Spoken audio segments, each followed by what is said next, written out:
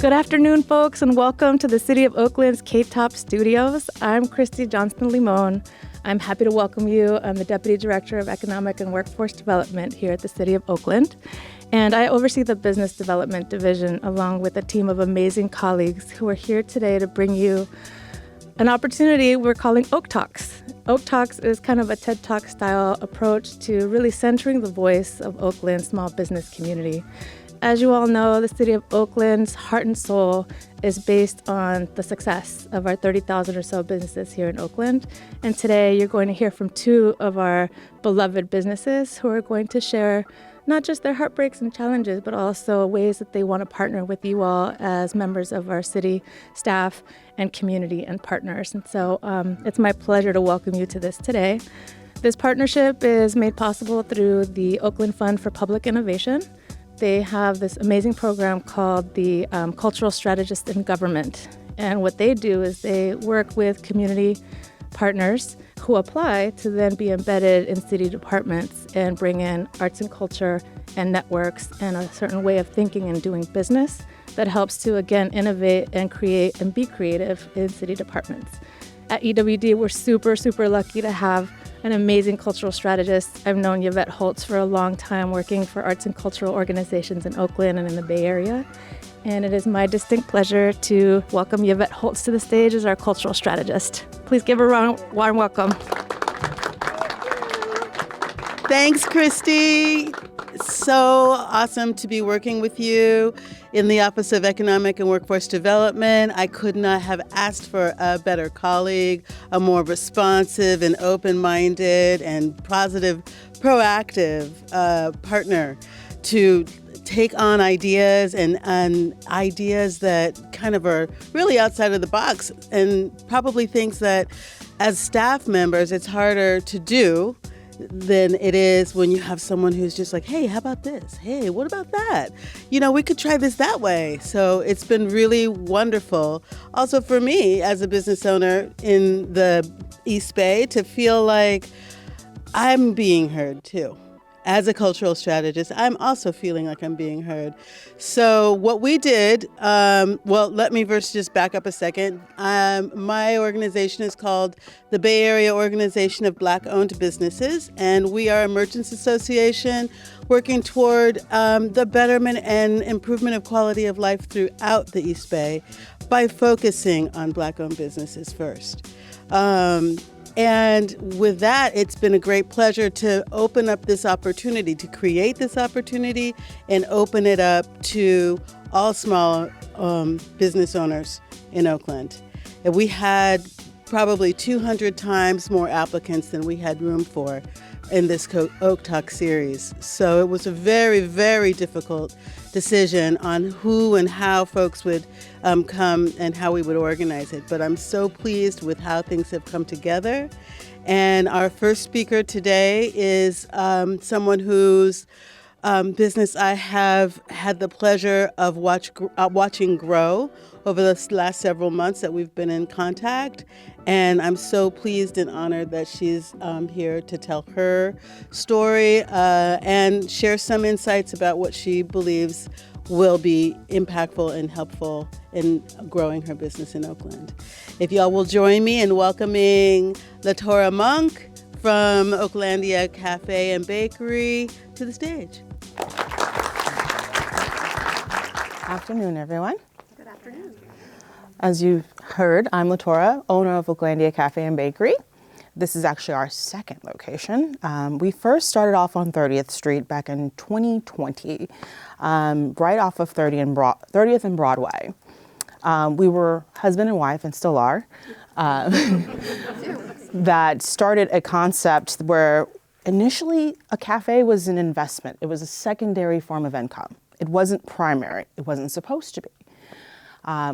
But due to the pandemic, it became something of where our investment and all that we had was poured into this one place that was destined to fail if we did not go back and literally keep it afloat. And what that required was basically for me to, one, I had a kid right before we opened the cafe. Two, actually take somewhat of a maternity leave because the whole county state world had shut down. And I was at home with my infant of 3 months at the time. And so it took a lot to go back into a business of uncertainty. And I feel like we're still kind of in that place of uncertainty, even though that was probably about, now looking back, almost 4 years ago. So I wanted to share with you not only my experience in business and the hurdles that I had to go through in order to still be around in 2024, but also to tell you what goes on behind the scenes. You know, what is happening when you see a small business close in the city of Oakland, a place where there was community built, a place where people knew each other's names, a place where you looked forward to that was a part of your neighborhood, or that represented this very city when outsiders came, that they really got a great impression of who we are as Oaklanders. So I'm going to take you on a little bit of a journey of the headaches that I've experienced and the growth, and the beautiful community that has kept me here today. So go along with my ride as we talk about this a little bit more. So back to 2020, reopening of 30th and Broadway in Pill Hill. At that point in time, all kitchens that were used were closed down. We had no choice but to bake from home.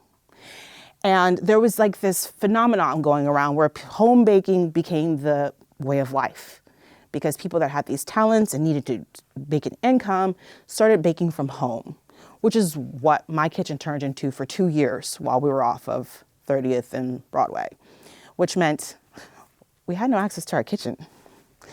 Baking from scratch is a lot of hours. You know, we had kids online, doing online school. My 5th grader was online. My 3rd grade nephew was online. My infant was being picked up by the babysitter while I woke up 6 a.m. to open my cafe.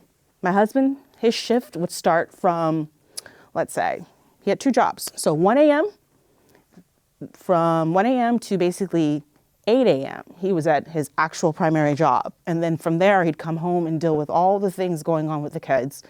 And in the late evening, he'd begin baking for the next day for our cafe. So with all that hard work and sacrifice, here I am right next to hospitals, hearing all these stories, you know, of what is really happening in the world. And the community that was there is all gone. And so we had to do pivoting. We did a lot of pivoting. The main thing was making a website that people could order from so that I could get product to them. But with there was a caveat. I had to pay additional fees. There goes an additional cost that I wasn't expecting as a business owner, because it was localized. It was word of mouth. Walk in the door, you order what you need. Now I'm doing online web services and supplying people with lunch boxes so that, 1, if they're working from home, they had something to eat.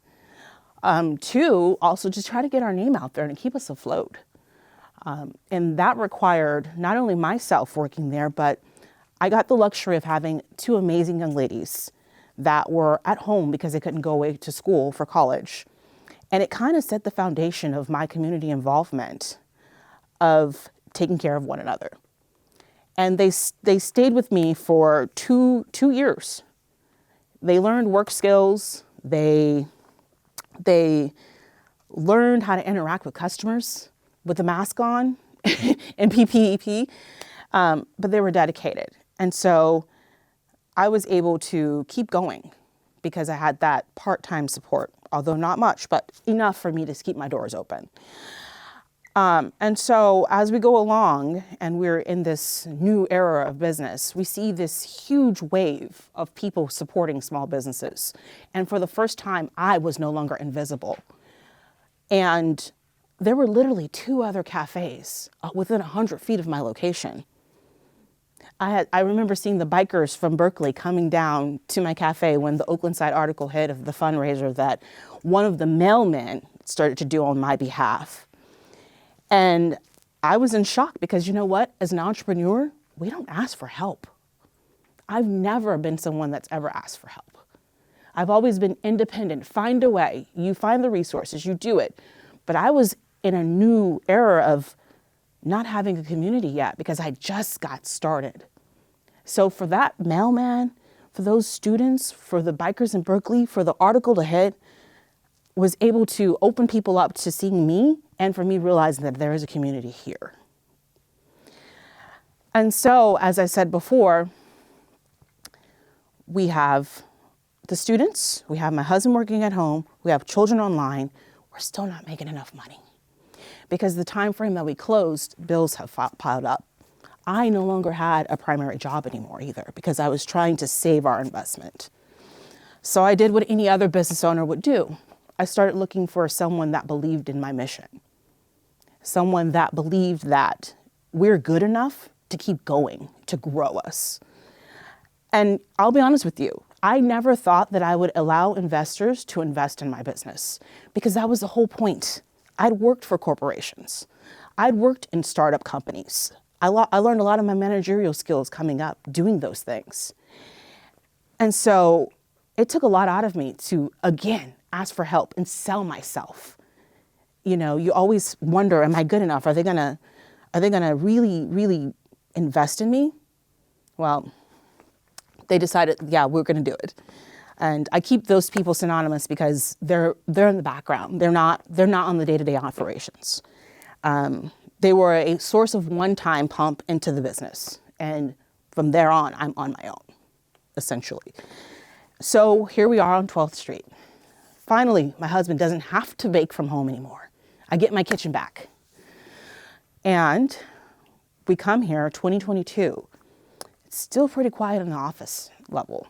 We kept hearing inklings and rumors. Oh, the state building's coming back. Oh, the city of Oakland's gonna bring their employees back 3 days a week, 2 days a week.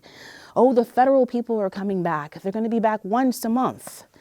I'm like, what? What is this? All right, okay, guess what? I still have my community. I'm gonna continue to pour into my community. So what I did was, when I got the opportunity to partner with the book vending machine, which was Sister Sci-Fi, another Black woman with an amazing concept of bringing literature to where book bins are really the thing these days. I was like, this is amazing. I'm going to support you 1,000% because I believe in the future of our people, of literacy, financial literacy, of all the things that make Oaklandia, Oaklandia. We hosted local authors. We hosted, the grand opening of the book machine. It was a national story. But in that national story, of course, there's struggle going on in the background. People still aren't back. You can host an event. It's great. You can fill a room. You make some money that day. But what about the rest of the 4 days? The bills still exist, right? So as you can see, we have art in our cafe. We partnered with a local artist that was off of San Pablo, and their art, amazing. It was everything that I wanted to represent in my cafe. And unfortunately, the pandemic and people suffering financially hit them too. They said, we're closing our gallery. Would you like to purchase these paintings that we've done? And I looked at my husband and I said, yes. I mean, we got to work out a payment plan, but yeah. Because having to switch my art in the art gallery, they're giant pieces. It's really hard to find pieces for that space. So I said, absolutely, you are a part of Oaklandia. So that was our other give back. We're like, we want to support local artists. We want to have that work within our gallery. We've done everything from partnering with local youth organizations. One of them we did was EOYDC this past July. Another one was with Oakland Public Fund of Innovations. They hosted a financial literacy event, and we were there as the source of food as well as the space. And as you can see, the person who sponsored the event was IC Baby Foundation, which is a Bay Area artist, Sweetie's Foundation, and it talked about financial literacy, all things that are near and dear to me to make a better future for our children. And so, again, We do these things. We're a part of the community. But there's still things going on in the background because we're not back to normal. We're in this gray area of normalcy. And I feel that it's important that the city understands that within the time that I was there for the last 2 years, at least 7 businesses that were there when I got there are no longer there. No one's asking, what do you need help with? What costs can we take off your hands to keep you here? Because you are a pillar of our community. You know, we partner with high schools. It goes back to where I started. Internships. This employee is now my employee. He started off as a high school intern. He's going off to the UC literally next week. And with that, I hope to be able to give him a scholarship because that's what I believe in giving back. So that being said, what I ask for the city is get on the ground floor. Ask your local businesses that are still here, that are brick and mortars, what do they need? Create grants. If businesses are partnering with the community, create grants to where that money can be invested in the next generation. Because the work that we're doing right now is not for us. It's for what's going to come later on. I'm a business owner. I'm a property owner here. And every day when you walk in my business, I'm not twiddling thumbs. My hand is in every part of my business. I'm a 4th generation Oaklander. I had to leave here in order to come back and be better because my family was impacted with the things that exist this very day. Drugs, you know, poor community, poor health, quality of life. I've poured everything I have at this point. And so for me, it was really important to be here to speak out and say that. So thank you for your time today.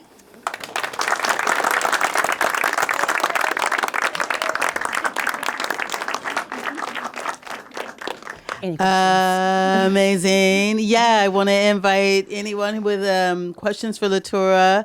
This is a great opportunity. If you wouldn't mind to just come up to the mic so that we can get it on the recording.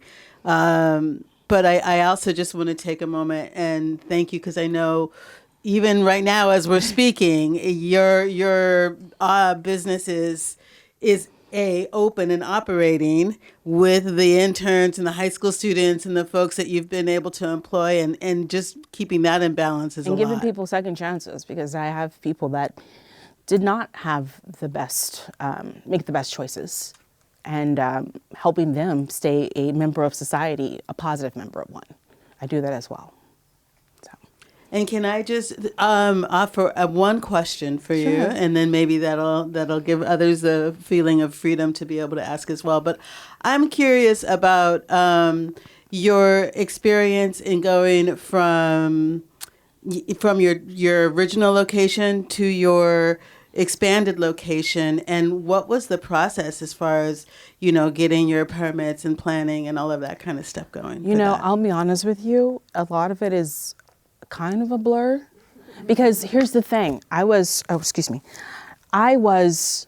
operating the small location at the same time as the larger one. So the larger one was under construction and I was in between both places, letting my staff run the smaller location. And I just remember the first time I had to get permits, I had to sit for 2 hours. I remember when I got my first set of permits for the first location, it was 2 hours I was sitting in the permit department. And it was kind of a maze because honestly, I had never really been downtown to do the process of anything. So I had to ask questions, be pointed here, be pointed there. The second time around, I think I was more apt than the first. Yeah. Any other questions? Thank you so much for being here. I heard you say loud and clear, you don't have people coming to you and asking you what you need. I assume you're saying that on behalf of other businesses as well. Yeah. And we want to be asking what you need. I'm curious what you think the best forum is for it. If it's coming to the business or surveys or invitations to come meet with us, or what's the best way to work with you? Honestly, thank you for bringing that up. I didn't mention that. I think a survey would be good. And I think if you hit the main top line items on anyone's P&L, Like the overhead costs, like PG&E is one of the biggest ones. PG&E, even rent, because like even though I'm here, I'm still paying my old landlord. I'm still paying him back because I broke my lease. And that impacts me financially today because it's not funds that I'm able to operate with. I think those top 4 line items on a P&L would definitely help a lot of the small business owners. Thank you.